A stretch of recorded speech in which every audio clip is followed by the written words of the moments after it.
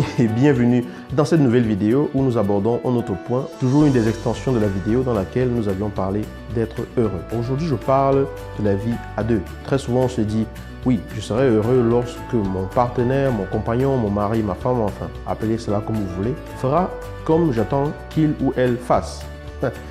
C'est-à-dire quoi? Nous avons une idée de ce que nous aimerions voir dans la vie et nous le projetons sur notre partenaire. Mais n'oubliez pas que la façon dont vous voyez le monde est complètement différente de la façon dont l'autre personne en face voit le monde.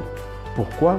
Parce que vous n'avez pas grandi déjà dans le même environnement, parce que vous êtes tout simplement différents et parce que vos croyances et vos réalités ne sont pas les mêmes. La dynamique du couple est comme celle d'une danse. Et dans cette dynamique-là, comme dans la danse, les choses sont appelées à être complémentaires et non à être forcément identiques. Supposez que vous soyez en train de danser avec votre partenaire, une valse par exemple, ou du tango, je ne sais pas quoi, en fait une danse à deux. Lorsque l'un des partenaires avance la jambe vers l'autre, celle-ci recule la jambe pour que le mouvement soit coordonné. Si pendant que vous avancez la jambe, l'autre avance la jambe en direction de la vôtre, c'est le choc. La complémentarité est ce qu'il faut, non le fait d'être identique. Supposez que vous soyez dans la maison ou que vous soyez sur votre chemin de vie avec une personne qui est identique à vous, c'est-à-dire une personne qui soit exactement la réplique de vous-même. Vous penserez que vous apprendrez vraiment quelque chose de cette personne? Ce que vous recherchez en la personne qui vous accompagne, c'est la complémentarité que cette personne apporte pour que ensemble vous puissiez faire ou produire un ensemble beaucoup plus puissant et beaucoup plus efficient. Les qualités que vous développez, votre partenaire, parfois, ne les a pas développées. Et les qualités qu'elle développe sont des qualités que vous n'avez pas développées. Les défauts que vous voyez chez l'autre, en fait, et qui vous irritent, ne sont que le miroir des défauts que vous avez à travailler chez vous. Parce que oui, cela va peut-être vous surprendre, mais les autres sont le miroir de vous-même. Ce qui vous irrite chez l'autre, c'est quelque chose que vous devez travailler en vous. Alors, on peut voir cette relation et ce parcours comme un chemin qui permet ensemble de grandir. Parce que le scoop, c'est que nul n'est parfait. Si vous attendez que votre partenaire soit identique à vous, alors que vous-même, vous n'êtes pas parfait, alors il faut savoir ce qu'on veut. Aucun être humain n'est parfait et vous ne trouverez pas le partenaire parfait. Vous trouverez le partenaire qui est parfait pour vous si vous savez exactement ce que vous recherchez et si vous êtes dans les dispositions pour cela. Parfait pour vous, ça ne veut pas dire l'être humain parfait. Ça veut tout simplement dire la personne qui vous complète comme il faut et qui vous challenge sur les points qu'il faut pour que vous puissiez vous développer et grandir.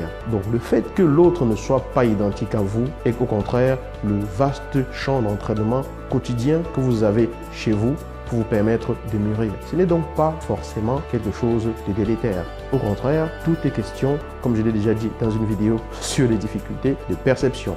N'attendez pas la personne parfaite pour être heureuse ou être heureux. Cette personne parfaite n'existe pas. Attendez la personne qui vous complète comme il faut, qui vous challenge sur les points qu'il faut. Et parfois, ce n'est pas très agréable de pouvoir vous rendre compte que ce que vous reprochez à l'autre, c'est vraiment ce que vous avez en vous à travailler. Mais le fait de vouloir grandir et de croître vous permet de vous recentrer, de réfléchir à votre vie et de pouvoir vous améliorer grâce au miroir qu'est l'autre. Mais ça, c'est une autre question que j'aborderai dans une autre vidéo.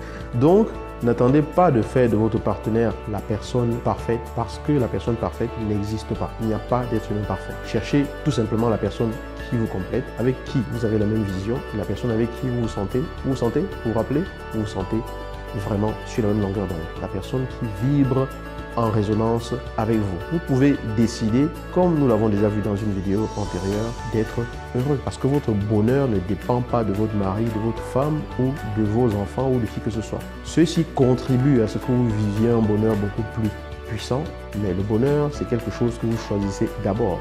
Vous pouvez d'abord décider d'être heureux et votre perception là-dessus fera que toutes les situations que vous vivrez, tout ce que vous vivrez dans votre vie avec votre femme ou avec votre conjoint, avec votre partenaire, votre compagnon, vos enfants, ne sera que potentialisé parce que vous avez déjà cette perception-là au départ.